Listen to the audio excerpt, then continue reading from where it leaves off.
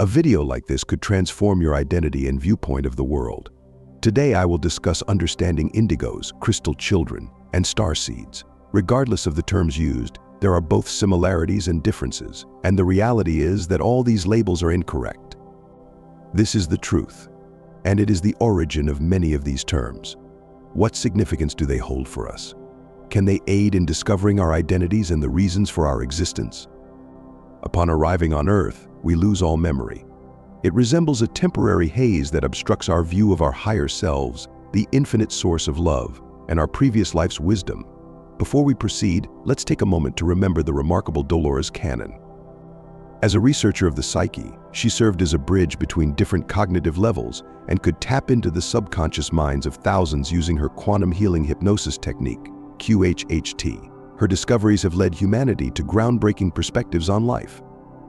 Her teachings on Starseeds, Indigos, and crystal children are among these insights, and if these terms are new to you, prepare for a journey that could alter your perception of reality.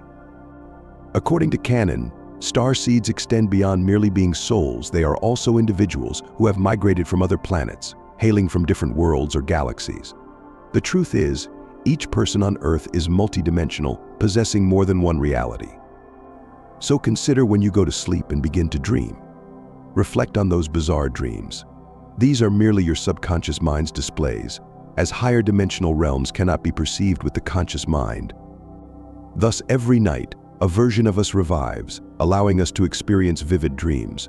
Though upon waking, our recollection is limited. Some individuals recall more than others, and this variance is perfectly normal. Listen closely. Right now, numerous individuals are observing the shift in consciousness occurring on Earth, and unbeknownst to you, we are transitioning from duality and separation towards a stronger connection with our hearts and the realization of our universal interconnectedness. Now let's delve a bit into understanding Indigos.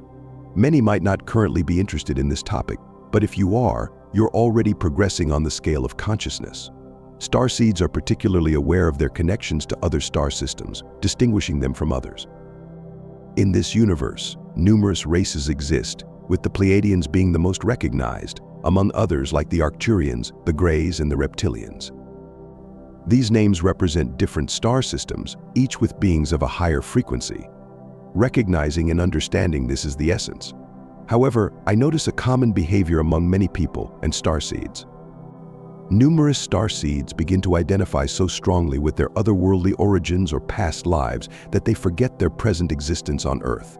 We chose to be here for a purpose, and recognizing and embracing that purpose is crucial.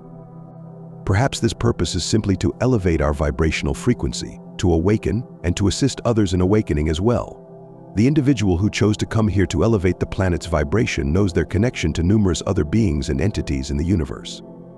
How much does this resonate with you? Your understanding will depend on various factors, but foremost, it is essential to acknowledge your multidimensional nature.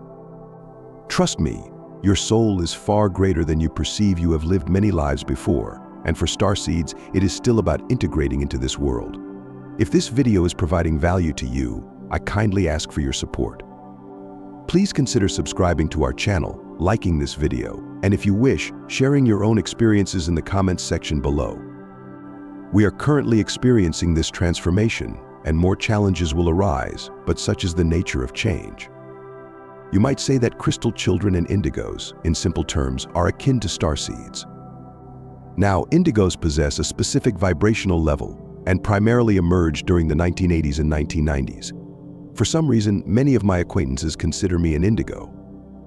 Let's acknowledge that, according to Dolores Cannon, Indigos introduce a unique energy frequency into the world, enabling this transformation, and they are generally more proactive than many older individuals. Dolores discusses the three waves. The first wave includes individuals in their 50s to 70s who arrived during the crowded era of the 1940s and 1950s on Earth. Although they were initially unaware of this knowledge, their purpose was to establish certain frameworks and energy patterns. Many years later, the second wave arrived around the 1980s and 1990s, often associated with Indigos, who intensified this frequency. They are less inclined to adhere to traditions and outdated practices because they are more active and aware of their purpose here. If you feel rebellious and desire to change established norms, you might also be an Indigo.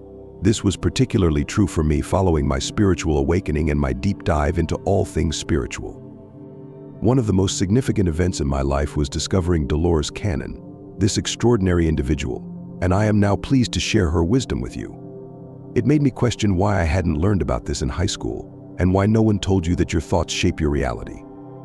Why did I need to watch a movie or read a specific book to learn that? Do you know? I was upset for a while, and some Indigos might feel similarly about the system and its interaction with the government.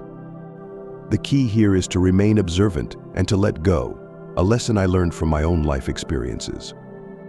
Now, as we examine more closely, we see that many Indigos arrive here with rebellious souls intent on transforming all systems because they understand this is part of a larger plan, and they come equipped with this knowledge and the associated vibrational frequency.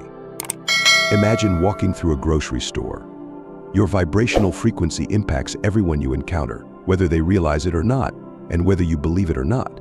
But this influence is profound. I was reflecting recently that there are now over 8 billion people in the world. Consider that. That's a substantial number, and many individuals currently wish to be here to participate in this shift. It's not merely a result of rapid procreation. In fact, the primary reason is that numerous souls are eager to come here. If souls were reluctant, something would occur to significantly slow reproduction rates. It's important to recognize that this issue has multiple facets, and if you were born during these waves, as Dolores mentioned, you might currently be in your 20s or 30s. Additionally, it's vital to realize that you may have come here to effect significant changes and possess a rebellious spirit. Now, let's discuss the crystal children. These individuals were born in 2000 or later and might now be 18 to 20 years old or younger. Like the previous groups, they are less conditioned than other demographics, which makes them more perceptive. Even if older individuals might not be interested in this knowledge, their spirit or soul still comprises many components. They might not be in their destined place or aware of it. As these children arrive, they represent the future because their energy will surpass the old ways, and they are remarkable for their potential to increasingly influence future generations. Consider a crystal. It consists of numerous distinct facets or vibrational structures. This description also applies to the crystal children, who recognize this era of change. If any of these characteristics describe you, I have a question. Are you confident that your life holds a meaning greater than just a few insignificant, mundane tasks?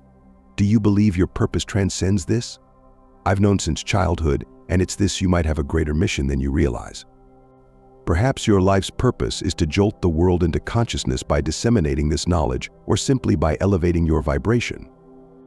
As you engage in activities that excite you, it transforms into an energy that attracts others.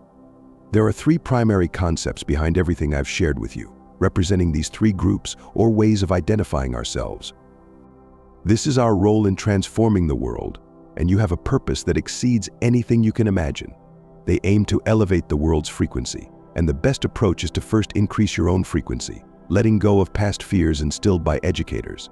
Maintain high vibrations, and never forget that you are more than you believe. You may think this is who you are now, but you are much more than that. There are various connections between you when you retire at night and when you arise in the morning.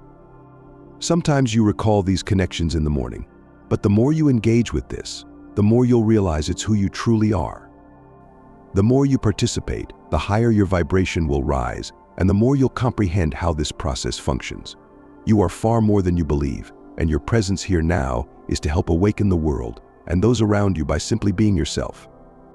You don't need to forcefully share this information, but it's crucial to understand your multifaceted nature and avoid erecting barriers between others. They are uncertain of their identities and are unaware because the universe creates separations, complicating connections. We can teach ourselves to accept others as they are and empathize with them instead. Everyone is on their unique journey, and as we progress through life, we become more integrated. By doing so, we're not only shifting our perspective but also aiding others in reaching this 5th-dimensional state of consciousness. If you're still with me, I extend my gratitude for your presence, and if you desire, consider subscribing to our channel. And remember, I hold profound love for you and hope that your life is filled with prosperity and happiness to the fullest extent possible. I wish you a splendid day. Thank you.